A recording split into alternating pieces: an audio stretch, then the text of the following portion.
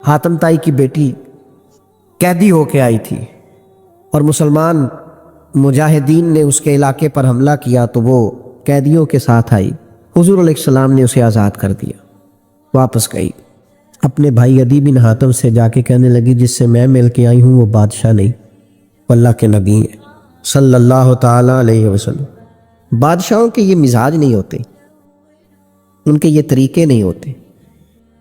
जिनसे मैं मिल के आई ना, मिल के हुजूर से गई है, लेकिन हुजूर से मिलने के बाद उसके ज़हन में आ गया ये अल्लाह के नबी है। तेरी हयात पाक का हर लम्हा पैगंबर लगे। हुजूर से मिल के गई और जाके उसने ये अपने भाई से कहा। तो अदी जो थे वो जाहिर है हातम ताई ने जिंदगी में बड़े बड़े बादशाहों से, बड़े बड़े लोगों से मुलाकात की थी। तो अदी कहने लगा कि मैं इसी तरह औरतों के कहनों पे नहीं मानता, मैं खुद जाऊंगा। अदी आए मस्जिद में, हुजूर तशरीफ फरमा। सादी सी मस्जिद, गुलामों के बीच आका तशरीफ फरमा, और बड़ा इनफिरादी सा रंग है, बड़ी सादगी है। अदी कहते हैं दिल पे चोट आई, ये बादशाह होते तो महल होता, ये बादशाह होते तो लाओ लश्कर होते, हटो बचो की दास्तानें होती, लेकिन ये सादगी, ये खूबसूरती, ये वज़ादारी, ये गरीब परवरी, ये बंदा नवाजी, दिल पे चोट लगी। लेकिन मेरे दिल में ख्याल आया कि मस्जिद तो सादी है, शायद घर बड़ा आलीशान हो। ये भी होता है, ये भी होता है। हमने देखा है बाज़ जगहों पे लोग अपने ज़ाती घर तो बड़े ऊंचे बना लेते हैं, लेकिन अपने अब्बा जी का दरबार बना रहे होते हैं तो उस पर सारी ज़िंदगी बाले ही खड़े रहते हैं। गो कीती है तुहाडे पीर दा दरबार बंद है, तावन करो। और भाई तेरे भी कुछ लगते थे पीर साहब, तू भी कुछ कर। ये तो भैया हमने देखे हैं, इल्ला माशाल्लाह। भाई अदी कहने लगे मैं घर जाऊंगा, घर देखूंगा। मेरे दिल में ख्याल आया पर कुर्बान जाऊं मदीने वाले महबूब के। हुजूर फरमाने लगे चल मैं तुझे घर ले चलूं। कहते मेरे दिल में ख्याल था। हुजूर मुझे घर ले गए। फिर मैं काशाना नूर पे पहुंचा, फिर मैं उस जगह पहुंचा जहां हजरत जिब्रील भी इजाजत लेके हाजिर होते। फिर मैं वहां पहुंचा जहां फरिश्ते तरसते हैं दीदार को, लेकिन वहां भी मैंने एक मटका देखा, 2 प्याले देखे, एक चटाई देखी, खजूर की छाल का तकिया देखा। फरमाते हुजूर मेरे लिए खजूरें और दूध लेके आए, और फिर महबूब करीम अलैहिस्सलाम मेरी तरफ बढ़ा के कहने लगे तू इस्लाम पर ये गुर्बत देखकर कलमा नहीं ना पढ़ रहा, एक वक्त आएगा और मैं वक्त लाऊंगा कि एक औरत मकामे हिरा से अकेली चलेगी और आके बैतुल्लाह का तवाफ करेगी, उसे सिवाय अल्लाह के किसी का डर नहीं होगा। वक्त आएगा, हालात बदल जाएंगे। अदी कहते हैं मैं समझ गया कि ये बादशाह नहीं, ये अल्लाह के सच्चे रसूल है। फरमाते हैं मुसलमान हो गया। तो जो जो भी दरवाजा महबूब तक पहुंचा है, जो भी बारगाह रहमत लिल आलमीन तक पहुंचा है, उसे अल्लाह की मार्फत मिल गई, उसे जीने का सलीका। और यार जीने का क्या, ये अजीब लोग थे ना हुजूर के गुलाम, जो शहादत की दुआएं मांगते थे, जो शहादत की तलब करते थे।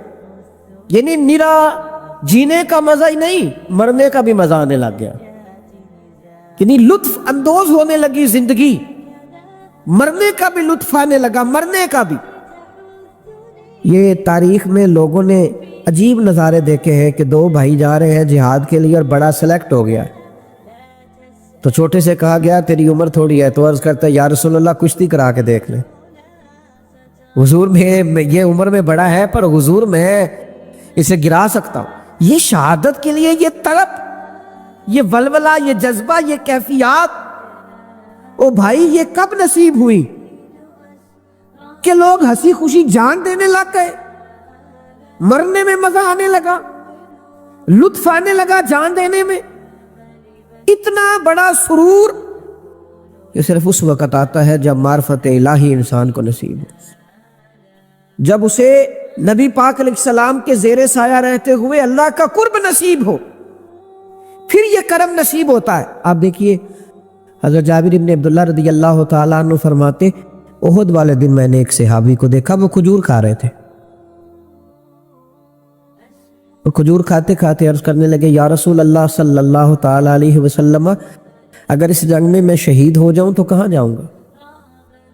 ابھی کھجور کھا رہے ہیں، میں اگر شہید ہو جاؤں تو حضور کیا ملے گا، کہاں جاؤں گا؟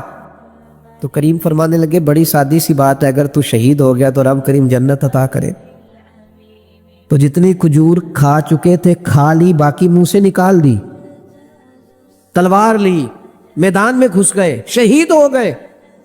یعنی شہید ہونے میں اتنی دیر کرنا بھی پسند نہیں کیا جتنا کھجور کھانے میں ٹائم لگتا ہے، اس لیے کہ وہ جو ایک خاص تڑپ ہے، وہ طلب ہے انسان کی کہ اللہ کے راستے میں میری جان جائے، مجھے شہادت کا مرتبہ ملے۔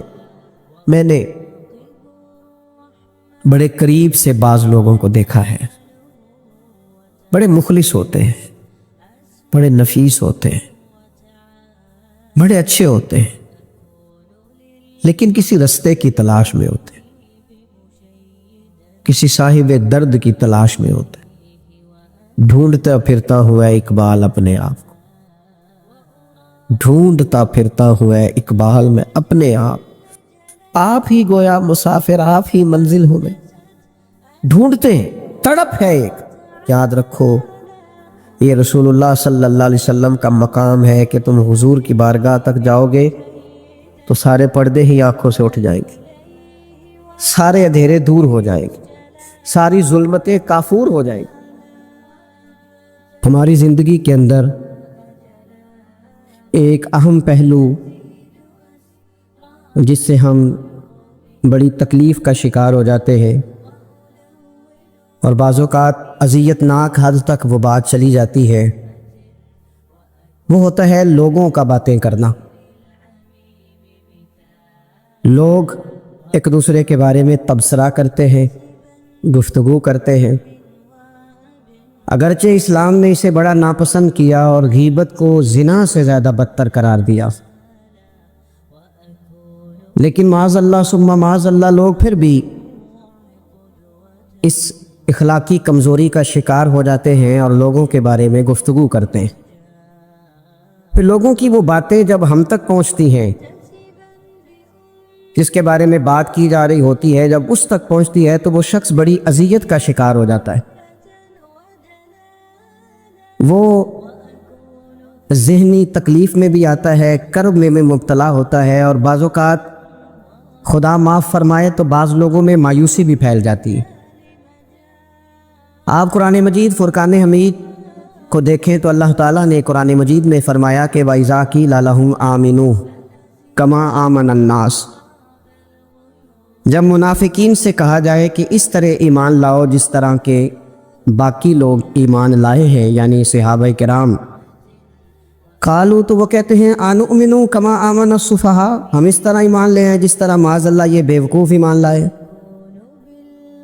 ان کی طرح ایمان لے آئیں۔ الا انہم ہم السفہاء، اللہ فرماتے ہیں خبردار ہو جاؤ یہی بے وقوف ہیں، ولکن لا یعلمون، لیکن یہ جانتے نہیں، انہیں اس بات کی خبر ان لوگوں کو جو کائنات کے بہترین لوگ ہیں زمین پر، انبیاء کے بعد صحابہ، ان کو لوگوں نے بے وقوف کہہ دیا،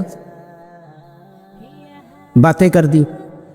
آپ قرآن مجید دیکھیے سورہ قلم کے اندر اللہ تبارک و تعالی نے اس بات کا بھی جواب ارشاد فرمایا ہے، جب لوگوں نے کہا تھا کہ معاذ اللہ حضور تو مجنون ہے، تو اللہ نے فرمایا محبوب آپ رب کے فضل سے مجنون نہیں ہیں، بلکہ اللہ نے آپ کو خلق عظیم کا مالک بنایا ہے۔ وَإِنَّكَ لَعَلَىٰ خُلُقٍ عَظِيمٍ، لوگ بات کرتے ہیں اور کر جاتے ہیں اور شوق رکھتے ہیں تبصرہ کرنے کا۔ تو میں نے بہت سارے لوگ ایسے زندگی میں دیکھے ہیں جو لوگوں کی باتوں کی وجہ سے اذیت میں آ گئے، تکلیف کا شکار ہو گئے، اور میں اور آپ تو کسی کھاتے میں نہیں۔ حضرت ابوبکر صدیق رضی اللہ تعالیٰ عنہ جیسے لوگ، افضل البشر بعد الانبیاء بالتحقیق حضرت صدیق اکبر، آپ قرآن مجید 30ویں پارے کی تلاوت میں یہ بات دیکھیں گے کہ جب حضرت ابوبکر صدیق نے غریب غلاموں کو خرید کر آزاد کرنا شروع کیا حضرت بلال ابشی کو، حضرت عامر بن فہیرہ کو اور کچھ غلاموں کو خرید کر آزاد کیا، تو لوگ کہنے لگے کہ یہ بلال نے کبھی کوئی احسان کیا ہوگا ابو بکر پر، تبھی تو خرید کے آزاد کیا ہے، ورنہ کیا ضرورت تھی اتنے پیسے لگانے کی، کوئی تو بات ہوگی۔ اللہ تعالیٰ نے اس کا بھی قرآن مجید میں اعلان فرمایا ابو بکر نے جو کیا ہے رب کی رضا کے لیے کیا ہے۔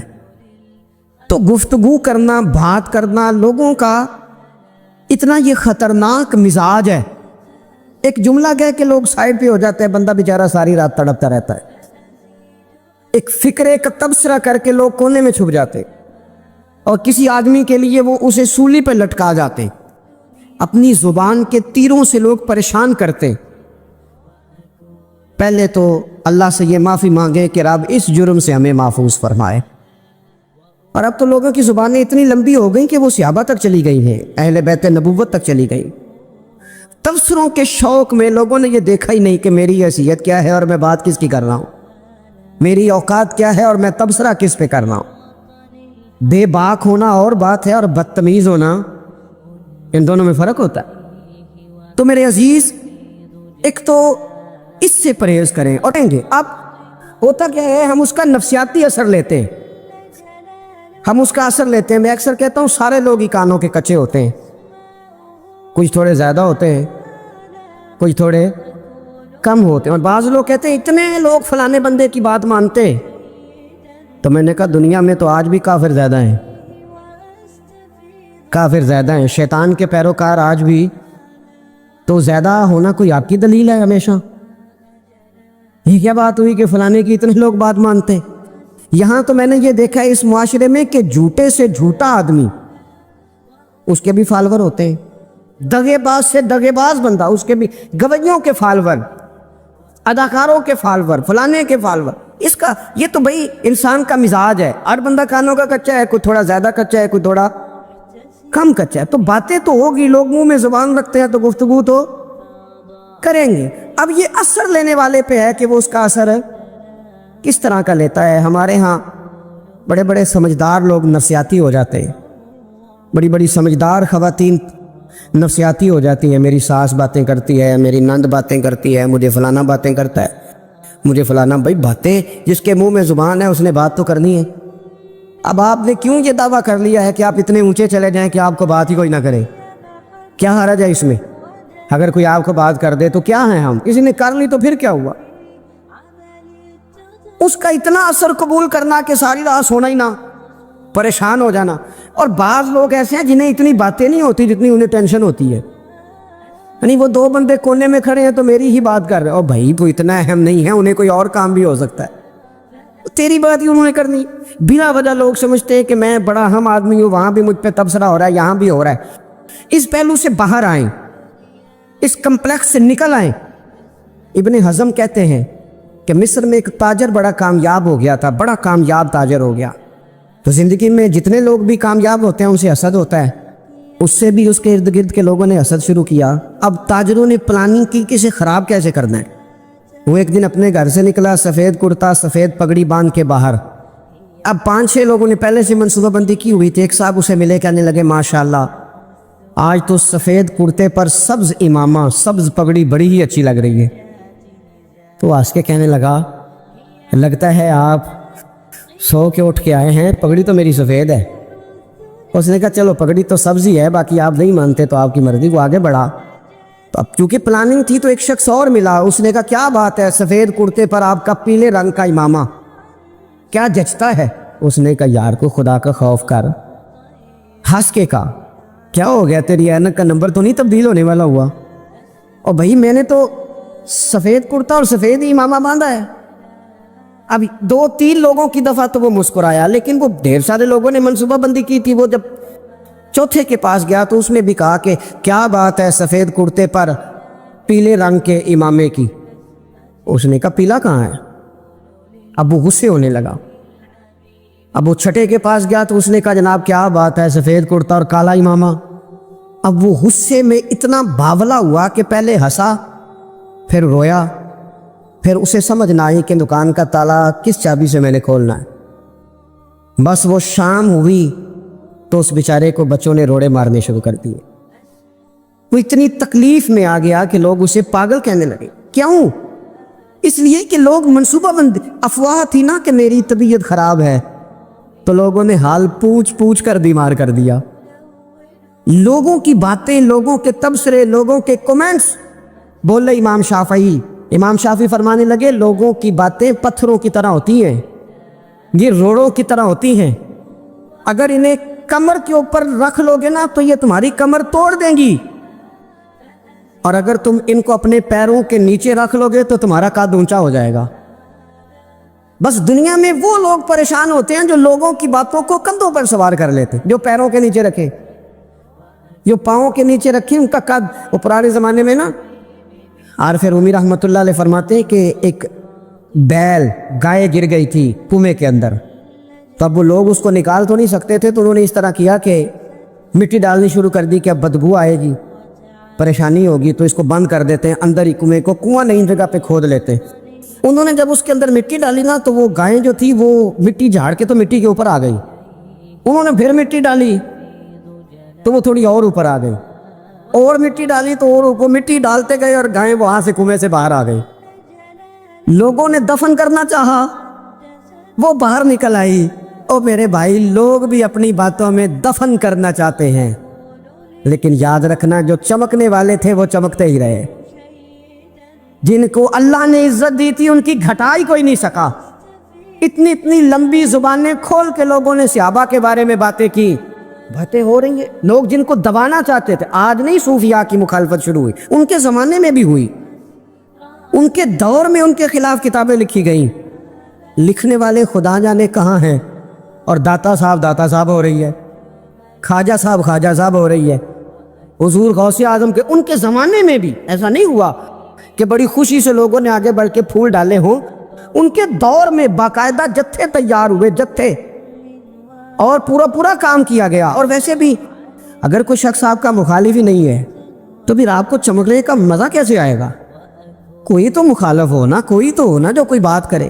دیکھیں نا، اگر اندھیرا نہ ہو، رات نہ ہو، تو بلب کی کوئی اہمیت رہ جائے گی؟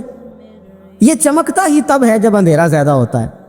ہم کہتے ہیں اندھیرا ہو گیا، ہو بھائی تجھے چمکنے کا موقع دیا ہے اندھیرے نے، تجھے اس نے عروج دیا، تم دیے باد مخالف سے نہ گھبرا اے عقاب، یہ تو چلتی ہے تجھے اونچا اڑانے کے لیے. تو باتوں سے پریشان نہ ہو. میں نے کہا کہ اگر آپ باتوں کا پہاڑ بنا کے اوپر سوار ہو جائیں گے نا تو قد اونچا کریں گی باتیں. جو بندہ ڈسکس ہونے لگ جاتا ہے وہی تو مشہور ہوتا ہے، اسی کی تو بات ہوتی ہے. دیکھیں کیا ہوتا تھا بھلا مکے میں کوئی بندہ باہر سے آتا تو ابو جہل اسے کھڑا کر کے کہتا حضور کے پاس نہ جانا، تو کہتا پتہ تو کروں بھلا نبی پاک کے پاس کیا ہے، پتہ تو کروں بھلا حضور کے پاس کیا ہے. تو جن سے تعارف نہیں ہونا تھا وہ بھی تعارف کرا رہے تھے رسول پاک کا. تو اس لیے باتوں سے گھبرا جانا. ہاں ایک بات ہمیں کتاب و سنت میں ملتی ہے، اس پر ضرور غور کریں. تہمت والی جگہ سے بچیں، تہمت کا موقع نہ دیں. مطلب بلا وجہ ہی اپنے لیے بحث کا دروازہ کھولنا یہ درست نہیں ہے. اپنے لیے ہم نا دروازے کھول لیتے ہیں بحث کے، مفت کی بحث ہو رہی ہے، فلانا بھی ڈسکس کر رہا ہے. کچھ چیزیں ایسی ہوتی ہیں جو سب کی سمجھ کی نہیں ہوتی، وہ سب کے سامنے ڈسکس کرنا ضروری نہیں ہوتا. حضرت سیدنا ابو ہریرہ رضی اللہ تعالیٰ عنہ فرمایا کرتے تھے مجھے نبی پاک علیہ السلام نے علم کی 2 تھیلیاں دی ہیں، میں نے ایک کھولی ہے تمہارے سامنے، ایک کھولی ہے، دوسری نہیں کھولوں گا. اس لیے کہ ہر بندے کو بات اس کے ظرف کے مطابق کرنی چاہیے، تو موقع نہ دے. نبی پاک صلی اللہ علیہ وسلم نے فرمایا اس بندے نے اپنی، یہ بخاری میں موجود ہے، فرمایا اس نے اپنی عزت اور اپنی جان کو محفوظ کر لیا جو فتنے والی جگہ سے بچ گیا. جہاں تہمت لگ سکتی ہے اس جگہ سے بچیں. جان بوجھ کے لوگوں کو موقع نہ دیں باتیں کرنے کا، جان بوجھ کے موقع نہ دیں. جامع ترمذی کے اندر حدیث موجود ہے، حضرت سیدنا عمر فاروق رضی اللہ تعالیٰ عنہ نے ایک موقع پر اجازت مانگی تھی نبی پاک صلی اللہ علیہ وسلم سے. عرض کیا یا رسول اللہ صلی اللہ علیہ وسلم مجھے آپ اجازت دے دیں، میں عبداللہ بن ابی سلول کی گردن اڑا دوں، یہ منافق بار بار آڑے آتا ہے، بار بار تکلیف دیتا ہے، آپ مجھے اجازت دیں میں اسے قتل کر دوں. اب وہ چونکہ کلمہ پڑھتا تھا، ساتھ تو رہتا ہی تھا نا، بہت سارے لوگ اسے مسلمان جانتے تھے. تو حضرت سیدنا عمر فاروق رضی اللہ تعالیٰ عنہ نے اجازت چاہی کہ یا رسول اللہ صلی اللہ علیہ وسلم اگر آپ مجھے اجازت دے دیں، یہ ترمذی میں موجود ہے، یعنی آپ اس جگہ سے بچیں جہاں تہمت لگ سکتی ہے، جہاں بلا وجہ کسی شخص کو شر پھیلانے کا موقع مل سکتا ہے۔ یا رسول اللہ مجھے اجازت دے میں عبداللہ بن ابی سلول کی گردن اڑا دوں۔ تو نبی پاک صلی اللہ علیہ وسلم نے فرمایا کہ عمر، اگر میں تمہیں ایسا کرنے کی اجازت دوں گا تو لوگ کہیں گے کہ وہ اپنے قریبیوں کو انہوں نے مروانا شروع کر دیا ہے، ساتھ والوں کو ہی مروانا شروع، لوگ تو اسے مسلمان سمجھتے ہیں تہمت والی جگہ سے۔ بلکہ بخاری شریف میں اسی طرز کا ایک اور پیغام بھی ہمارے لیے موجود ہے۔ یہ جو حرم شریف آج ہمارے سامنے ہے نا، بیت اللہ شریف، اس میں ایک پیچھے مقام ہے جس کو حتیم کہا جاتا ہے، یہ خانہ کعبہ کا حصہ ہے۔ حضور صلی اللہ علیہ وسلم کے اعلان نبوت سے پہلے جب قریش مکہ نے اسے تعمیر کیا نا دوبارہ سے، تو انہوں نے چندے کا کوئی اس طرح کا مزاج بنایا تھا کہ اس بندے سے پیسے لینے جس کے بالکل ہی جائز ہو۔ اس ترتیب سے انہوں نے خانہ کعبہ کی تعمیر کی کہ پھر وہ ساری تعمیر نہ کر سکے، حتیم باہر رہ گیا۔ تو نبی پاک صلی اللہ علیہ وسلم نے ایک دن فرمایا، بخاری میں موجود ہے، حضور فرمانے لگے، عائشہ اگر تمہاری قوم جاہلیت کے قریب نہ ہوتی، کیونکہ ابھی قریب جاہلیت چھوٹی ہے نا، ابھی لوگوں نے کلمہ پڑھنا شروع کیا ہے، فرمایا اگر یہ جاہلیت کے قریب نہ ہوتے تو میں کعبے کو انہی بنیادوں پر دوبارہ بنا دیتا جن بنیادوں پر حضرت ابراہیم علیہ السلام نے بنایا تھا۔ لیکن چونکہ یہ جاہلیت کے قریب ہیں، ان کی سمجھ میں چیز نہیں آئے گی، یہ شک میں پڑ جائیں گے، پریشان ہو جائیں گے، لہذا میں یہ کام نہیں کرتا۔ بہت ساری چیزیں ایسی ہیں کہ جن کی وجہ سے بعض سادہ لوگ ابہام کا شکار ہوتے ہیں، ابہام کا۔ ہمارے علماء نے اس طرح کیا کہ بڑے طے کر کے عقائد کے عنوانات امت تک پہنچائے۔ ہر آدمی ہر شعبے کا اسپیشلسٹ نہیں ہوتا، بہت ساری لوگ باتیں مریض کے سامنے کرنے والی نہیں ہوتی، وہ صرف لواحقین کو بتانے والی ہوتی۔ پھر کچھ لوگ اور آئے جنہوں نے کہا کہ ہم تو ایفیشنسی دکھائیں گے، کچھ خاص ہر بات کھول کر لوگوں کے سامنے رکھیں گے۔ اس کا نقصان پھر یہ ہوتا ہے کہ سادہ لوگ مشکلات کا شکار ہوتے ہیں، وہ پھر جب کہتے ہیں ہر چیز ڈسکس کر لینی چاہیے تو پھر باتیں دور نکل جاتی ہیں۔ پھر لوگوں نے انبیاء کرام علیہم السلام کی اجتہادی خطاؤں کو ڈسکس کرنا شروع کیا۔ ربنا ظلمنا انفسنا، اگر حضرت آدم یہ لفظ کہیں تو ان کے لیے تو ٹھیک ہے، لیکن اگر کوئی غلام اور امتی اور بیٹا اٹھ کے یہ لفظ کہے تو اس کے لیے ٹھیک نہیں ہے۔ تو میرے عزیز ایسے کام نہ کریں جس کی وجہ سے بلا وجہ بحث کا۔ ہمارے یہاں کچھ لوگوں کو شوق ہے خبروں میں رہنے کا، وہ ایسی باتیں چھیڑتے ہیں جن سے نا وہ خبروں میں رہ سکے۔ میں نے دیکھا ہے وہ کہتے ہیں جی میں نے کوئی انوکھی بات کرنی ہے۔ بھئی انوکھی بات کرنے سے بندہ مشہور تو ہو جاتا ہے۔ ہمارے زمانے میں مشہور ہی وہ ہوتا ہے جو دوسروں سے ذرا ہٹ کے بات کرے، انوکھی کرے۔ وہ ہمارے لطیفہ لکھا ہے نا، ایک اہل عرب کا ایک ہجا نام کا عربی کا ایک لطائف سنانے والا شاعر ہے، تو وہ کہتا ہے کہ ایک شخص نے ایک دفعہ کہہ دیا تھا گدھا کھانا جائز ہے، اور بڑے بڑے علماء اس کے گھر چلے گئے کہ بھئی کوئی دلیل، کوئی جزیہ، کوئی کہاں سے، کوئی کتاب، کوئی حوالہ، کوئی شے۔ اس نے کہا روز آؤ گے ایک بندے کو بتاؤں گا، کٹھا اسٹیج لگاؤ، ایک کی دفعہ حوالے دیتا ہوں، روز نہیں دیے جاتے۔ وہ سٹیج لگ گیا، دنیا جمع ہو گئی، جنہوں نے کبھی ٹائم نہیں نکالنا، یہ ذرا انوکھی بات جو کر رہا تھا، وہ سارے لوگ آ گئے۔ تو وہ اسٹیج پہ چڑھا تو کہنے لگا مجھے جانتا کوئی نہیں تھا، چلو اب بدنام جو ہو گئے تو کیا نام نہ ہوگا، اب قیامت تک کہو گے تو صحیح نا، وہ اس مولوی دے گھر جنہیں ایک بار آخیا نہیں سی کتا کھانا جائز ہے، چلو بدنام جو ہوں گے تو کیا۔ تو بہت سارے ایسے لوگ ہیں جو ہیں بدنام، پر چلو نام تو ہو گیا نا، بدنامی صحیح، شرارت صحیح، شیطانیت صحیح، لیکن نام تو ہو گیا۔ تو اس لیے کوئی ایسا انوکھا کام جس سے لوگوں کی، میں آپ سے بڑی گزارش عرض کروں، اعلیٰ حضرت بریلوی رحمۃ اللہ علیہ نا، لالٹین کے اندر مٹی کا تیل جلایا جاتا ہے ہمارے ہاں، تو مٹی کا تیل ظاہر ہے اس سے بدبو آتی ہے، تو مسجد میں وہ جلانا جائز نہیں تھا۔ تو ایک صاحب ارنڈی کا تیل لائے، وہ خوشبو والا ہوتا ہے، وہ لا کے انہوں نے نا اعلیٰ حضرت بریلوی رحمۃ اللہ علیہ کو لالٹین میں ڈال کے دیا اور کہا کہ یہ مسجد میں اس کو جلاتے ہیں چونکہ اس کے اندر سے خوشبو آتی ہے، بدبو نہیں آتی۔ تو وہ جو شرعی عذر ہے نا، حضور نے فرمایا کہ جمعے والے دن غسل کر کے آؤ تاکہ کسی کے پسینے سے ایک دوسرے کو تکلیف نہ ہو۔ کچا لہسن پیاز کھا کے مسجد آنا اس لیے منع کر دیا گیا کہ منہ کی بدبو سے تکلیف ہو، تو مسجد میں کوئی ایسی چیز جو بدبو کا باعث بنے منع ہے. اب انہوں نے وہ تیل لا کے لالٹین میں ڈالا جس سے خوشبو آتی تھی اور لالٹین بھی روشن ہوتی تھی. اعلیٰ حضرت فاضل بریلوی رحمۃ اللہ علیہ اپنے اس خادم سے فرمانے لگے کہ اب لوگ تو آئیں گے نا، تو ہمارے علاقے میں تو ساری دنیا مٹی کے تیل سے ہی چلاتی ہے، تو اب آپ نے ایک خوشبو والا تیل لا کے ڈال تو دیا ہے اس کے اندر لالٹین میں، پر یہ لوگوں کو بتائے گا کون کہ یہ تیل وہ نہیں ہے؟ لوگ تو یہاں سے دیکھ کے جائیں گے اور جا کے کہیں گے کہ اتنے بڑے عالم کی مسجد میں اگر جل رہا ہے تو ہم کیوں نہ جلائیں؟ تو فرمانے لگے وہ شخص کے حضور پھر حال کیا ہے؟ فرمانے لگے آپ فرضوں کا سلام پھیر کے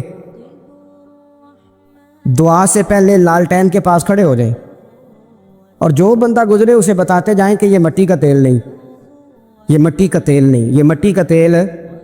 ہر شخص کے ذہن تک بات اتر جائے تاکہ لوگ کسی ایسی چیز کا شکار نہ ہو جائیں جس سے کہ ان کے مزاج میں کوئی غیر شرعی چیز عروج پکڑ لے. تو میرے عزیز، ہم نہ کچھ بدگمانیاں لوگوں کے اندر لوگ ڈالتے. ہمارے ہاں بالخصوص پاکستان میں جب سے سیاسی فرقہ واریت شروع ہوئی ہے، سیاسی، ہماری قوم کا مزاج اتنی بری طرح خراب کیا گیا ہے. ہمارے نوجوان بچے جو بڑے سنجیدہ پڑھے لکھے، ان کی گفتگو اپنے سیاسی مخالف کے بارے میں اتنی لوز کر دی گئی ہے، اتنی کمزور کر دی گئی، اتنی خوفناک کر دی گئی ہے کہ اس طرح تو کبھی نہیں ہوا تھا. یہ مزاج جو لوگوں کو دیا جا رہا ہے، قومیں اپنے اخلاق کے طور پر زندہ رہتی ہیں. بد اخلاقیاں کبھی بھی انسانوں کو اونچا کر سکتی، پیچھے رہ جاتے ہیں لوگ. تہذیب کسی سوسائٹی کا حسن ہوتا ہے، اور اگر ایک سیاسی مخالف کے لیے آپ کا یہ والا مزاج بن جائے، اپنے سیاسی قد کو اونچا کرنے کے لیے آپ ان چیزوں کا سہارا لیں، یہ درست نہیں ہے.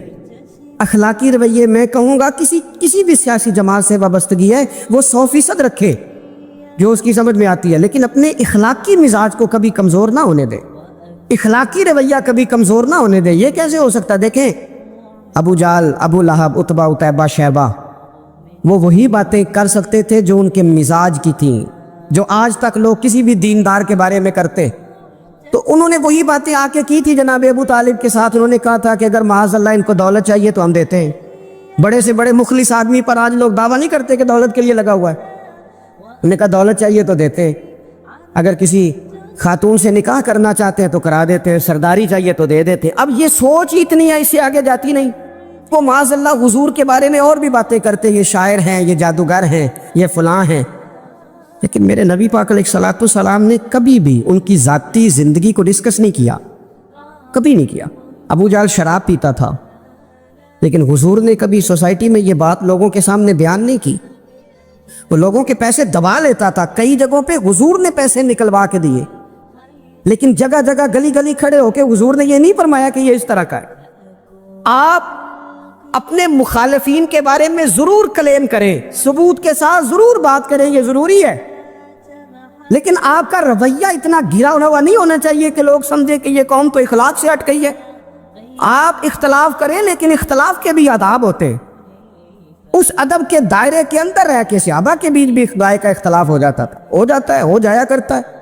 حضور اس اختلاف کو قبول کرتے، بھئی ہو جاتا ہے رائے کا اختلاف اپنوں میں، لیکن اس کے اندر انسان توہین پہ اتر آئے، اس کا لہجہ اس طرح کا ہو جائے جس طرح کی بازاری گفتگو کی جاتی ہے، تو محسوس ہوتا ہے کہ یہ تربیت کا فقدان ہے. یہ لہجے باوقار لوگوں کے نہیں ہوا کرتے. لہجے کو کبھی برا نہ ہونے دیں، انداز کو. لوگ آپ کو چھیڑیں گے، اپنی جگہ پہ کھینچ کے لانے کی کوشش کریں گے، بڑا کچھ لوگ کریں گے، لیکن آپ اپنی جگہ سے آپ تبدیل نہیں ہوں گے. آپ کہیں گے یار میرا ایک معیار ہے، میری ایک حیثیت ہے، میں اپنی حیثیت چھوڑ سکتا؟ میں اپنی حیثیت نہیں چھوڑ سکتا. ہر بندے کو آپ ڈسکس کریں گے. تو تہمت والی جگہ سے ضرور بچیں، بدگمانی سے ضرور بچیں، لیکن ہر شخص کو اس کے معیار کے مطابق اتر کا جواب دینا یہ باوقار لوگوں کا سٹیٹس نہیں ہوتا. وہ کہتے ہیں جا بات کر، جا کے تو کون ہوتا ہے تیری بات کرے. اب ہم ہر شخص کے منہ لگے، یہ کیسے ہو سکتا ہے؟ نبی پاک صلی اللہ علیہ وسلم گزر رہے تھے، صحیح بخاری میں موجود ہے. آپ کی اہلیہ حضرت صفیہ رضی اللہ تعالیٰ عنہ آپ کے ساتھ تھی. رات کا وقت تھا، حضور گزر رہے تھے، تو صحابہ کچھ کھڑے تھے، تو حضور نے ایک کو بلا کے کہا کہ یہ میری بیوی ہے، صفیہ ہیں. عرض کرنے لگے حضور مجھے میری ماں روئے، میں کوئی آپ کے بارے میں بدگمانی کرتا؟ تو حضور نے جواب میں کیا کہا؟ محبوب فرمانے لگے جس طرح رگوں میں خون گردش کرتا ہے نا، شیطان بھی اسی طرح ہی گردش کرتا ہے. وہ یا حضور بتا رہے ہیں کسی وقت بھی بدگمانی پیدا کر دیتا ہے. میں تمہیں بتا رہا ہوں کہ اپنی اہلیہ کے ساتھ جا رہا ہوں، میری بیوی ہے. کوشش کریں کہ آپ اس جگہ سے بچیں جہاں باتیں ہو رہی ہوں. اور اس پہلو پہ تیسری گزارش اس عنوان پر یہ ہے کہ اگر کسی کے بارے میں باتیں ہو رہی ہوں تو فٹافٹ اس کا حصہ بننے کی کوشش نہ کریں، بلکہ آپ کے پاس جب تک کوئی شرعی ثبوت نہیں ہے تب تک آپ اس بات کا حصہ نہ بنیں. ہمارے یہاں بات ہو رہی ہوتی ہے تو 2-4 بندے دوڑ کے نا اپنا بھی حصہ ڈالتے ہیں. بلکہ میں بڑی ذمہ داری سے یہ بات عرض کروں گا، بات لمبی ہوتی تب ہے جب کوئی بندہ درمیان میں کہہ دیتا ہے نا، نہیں تجھے تو تھوڑا پتہ ہے، تھوڑا میں بھی کرتا ہوں. وہ کئی دفعہ وعدہ معاف گواہ بن جاتا ہے، جا کے دوسروں کو خبر کرتا ہے اس نے یہ کہا ہے. حالانکہ بندہ اس سے پوچھے کہ اگر انہوں نے کہا تھا تو اتنا سجن تھا تو وہاں جواب دے کے کیوں نہیں آیا؟ تجھے چاہیے تھا وہیں جواب دیتا، وہیں جا کے جواب دے دیتا. ایک بزرگ کی خدمت میں ایک دفعہ حاضر تھا، ایک بڑے عالم تھے. تو ان کے پاس آ کے ایک شخص نے کہا کہ فلاں آدمی آپ کے بارے میں یہ بات کر رہا تھا. تو وہ ہنس پڑے، فرمانے لگے پھر آپ کہاں تھے؟ کہنے لگے میں وہیں تھا. فرمانے لگے میرا اور آپ کا رشتہ کس طرح کا ہے؟ کہنے لگا جی میں تو شاگرد ہوں، ارادت مند ہوں. تو فرمانے لگے پھر آپ میرے پاس سوال لے کے آ گئے ہیں، آپ نے وہاں جواب کوئی نہیں دیا. فرمانے لگے اب تو میرے سامنے بیٹھ، پہلے اس سوال کا جواب میں تجھے دوں، پہلے تجھے قائل کروں. اگر تو قائل ہوتا نا تو پھر تو یہ بات لے کے میرے پاس نہ آتا، پھر تو وہاں تو کلیئر کر آتا. تیرے اندر کجی ہے، تو بات کا حصہ بنا ہے، اور میرے نزدیک اس سے بڑا تو مجرم ہے کہ تو نے بات کو سنا ہے. وہ تو کوئی ہے، اور تو اپنا تھا. تو نے اپنا ہو کے یہ باتیں سنی، تو نے ہاں کی، تو وہاں بیٹھا رہا، تو اپنا تھا. اور حضور نے فرمایا محبت تو بندے کو اندھا بہرا اور گونگا کر دیتی ہے. جو کسے دا عاشق ہوئے ہوتے گل اسے دی کردا ہے، 100 مکر بہانے کر کے او دے مرنے مردا ہے. تو نے سن کیسے لی؟ تیرے کانوں نے گوارا کیا؟ پہلے تو مطمئن ہو نا. تو اگر مطمئن ہوتا تو بات آگے وہیں جواب دے کے آتا. جب تو ہی غیر مطمئن ہے تو میں کسی اور کو کیا جواب دوں؟ تو مدد کریں اپنے بھائی کی اس معاملے میں کہ اگر آپ کلیئر ہیں تو پھر آپ اسے وہی کلیئر کریں، کہیں یار میری بات سن، یہاں تک تو بات ٹھیک ہے، اس بات کا میں گواہ ہوں، یہ ہو سکتی نہیں. اور نبی پاک کا یہ طریقہ ہے. مسند امام احمد بن حنبل میں حدیث موجود ہے، حضرت عبداللہ ابن مسعود رضی اللہ تعالیٰ عنہ، کمال آدمی حضرت عبداللہ ابن مسعود. حضور نے فرمایا عبداللہ ابن مسعود سے قرآن سیکھا کرو، یہ اسی طرح پڑھتے ہیں جس طرح میرے اوپر نازل ہوا تھا. حضرت عبداللہ ابن مسعود کو نبی پاک علیہ السلام نے فرمایا درخت پہ چڑھ کے ذرا میرے لیے مسواک تو اتار دو. حضرت عبداللہ ابن مسعود کی پنڈلیاں پتلی پتلی تھی، ٹانگیں پتلی تھی. وہ درخت پہ چڑھے، ہوا چلی تو کپڑا تھوڑا ہٹ گیا تو بعض لوگ ان کی پتلی پنڈلیوں کا مذاق اڑانے لگے. معاذ اللہ، دیکھو کیسی باریک باریک پنڈلیاں ہیں، کیا انداز ہے. اب حضور بیٹھے ہیں نا، تو انہوں نے جو بات کی تھی وہ بات بھی درست تھی، پنڈلیاں واقعی پتلی تھیں. اور کوئی بھی اس انداز میں دیکھتا تو شاید مسکراتا. جب انہوں نے کہا نا دیکھو پتلی پنڈلیاں، تو حضور نے ہمارے لیے طریقہ کیا چھوڑا، ہمارے لیے سیرت کیا چھوڑی. حضور سید عالم فوراً ارشاد فرمانے لگے، نبی پاک فرمانے لگے چپ کرو، تم میرے عبداللہ کی پنڈلیوں کو پتلا پتلا کہہ رہے ہو نا. قیامت کے دن جب میزان لگے گا اور ان پنڈلیوں کا تمہیں وزن پتہ چلے گا، پھر پتہ چلے گا میرے عبداللہ کی شان کیا ہے. یہ بڑی وزنی پنڈلیاں ہوں گی، جب ان کا میزان پر وزن تلے تو آپ دفاع کریں. نبی پاک صلی اللہ علیہ وسلم نے فرمایا اگر کسی جگہ تیرے بھائی کی عزت پر حملہ ہو رہا تھا اور تو بچانے پر قادر تھا اور تو نے اس کی عزت سے اس شر کو روک دیا، کہا نہیں یار ایسی بات نہیں ہے، تم غلط کہہ رہے. فرمایا اگر تم کسی کی عزت کا دفاع کرو گے تو فرمایا جہاں تمہاری عزت خراب کی جا رہی ہوگی رب وہاں تمہاری عزت کا دفاع فرمائے گا، اللہ تمہاری عزت کا محافظ بن جائے گا. لیکن ہم کیا کرتے ہیں، ہم لوگ باتیں کر رہے ہوتے ہیں تو ہم ان باتوں میں ایک بات اور شامل کرتے ہیں، ہم ان باتوں میں ایک بات اور شامل کر لیتے ہیں اور انداز اختیار کر لیتے ہیں، اور جو آپ کے حق میں ہے اس نے مخالف نہیں ہونا، اور جو مخالف ہے اس نے کبھی حق میں. چھوڑیں آپ کس کو قائل کر رہے ہیں، جس کی سمجھ میں آتی ہے وہ قبول کرے، نہیں آتی تو دروازہ کھلا ہے، کہیں اور تشریف لے جائے. ہمارا یہ مزاج بن گیا کہ بلا وجہ کی وضاحتیں بھی بندے کو کمزور کرتی ہو. بلا وجہ ہم کمزور پڑ جاتے ہیں، تھوڑے بے نیاز ہو جائے، چھوڑے کچھ بے نیاز بنے، طبیعت کوئی بے نیاز، ہم نہ بے نیاز نہیں ہوتے, ہر بات کو سوچتے ہیں, ہر بات کی وہ جی وہ فلانے نے پتہ کیا کہا ہے, تو بڑی معذرت سے بالخصوص خواتین کا مسئلہ ہوتا ہے, وہ کہتے ہیں پوری دسو, نہیں دسو نے کیا کی بھئی آپ نے کیا کرنا ہے, اس کے لیے پھانسی کا حکم لگانا ہے آپ نے, چھوڑ دے, بات ہو گئی, ختم ہو گئی. اپنی زندگی میں تھوڑی سی بے نیازی بھی پیدا کریں, تھوڑی سی بے نیازی, ہر ایک کی بات سننا, ہر ایک کی بات پر غور کرنا, ہر بندے پر تبصرہ شروع کر دینا, وہ تو تکلیف آ جائے گی. وہیں سے جہاں سے بات شروع کی تھی پھر وہیں لاتا ہوں کہ باتوں کا اثر لے, لیکن صرف خیر کی باتوں کا اثر لے, لیکن صرف اچھے لوگوں کی باتوں کا. ہر ایک کی بات کا اثر لوگے, لوگ دو قدم نہیں چلنے دیں گے. اور دوسرا, میں آپ کو بڑی ذمہ داری سے عرض کرتا ہوں, ہم ویژن والے لوگ ہیں, ہماری 1400 سال کی تاریخ ہے, ہم ویژن والے لوگ ہیں. یہ نہیں ہے کہ ادھر ایک بندہ آیا تو تھوڑی سی ہم اس کے پیچھے چلے جائیں گے, پھر کل ایک اور آئے گا تو تھوڑا سا اس کے پیچھے چلے جائیں گے. یہ تو وہ لوگ ہوتے ہیں جن کے پیچھے بنیاد نہیں ہوتی, اور جن کی پوری بنیادیں ہونا. وقت زیادہ ہو گیا, ورنہ میں آپ کو اپنی سند پڑھ کے بتاتا کہ ہماری سند امام بخاری تک کیسے جاتی ہے اور امام بخاری کی رسول پاک تک کیسے جاتی. یہ تو ایک تسلسل ہے. تو اس لیے بڑی جلدی آزمائش کا شکار نہ ہوا کریں. باتیں کس لیے, جو بندہ ویلا ہے اس نے بھی 4 باتیں, تو ہر بات کا اثر نہ لے. بالخصوص جوانوں سے کہتا ہوں, ٹارگٹ اچیو کرنے کے لیے سب سے پہلے تو مقاصد کا تعین کرے, جانا کے دور, پھر اس پہ لگ پڑے. باتیں ہوتی رہیں گی لیکن باتوں کو پشت پہ سوار نہیں کرنا, باتوں کو پاؤں کے نیچے رکھنا ہے, قد اونچا ہو جائے گا.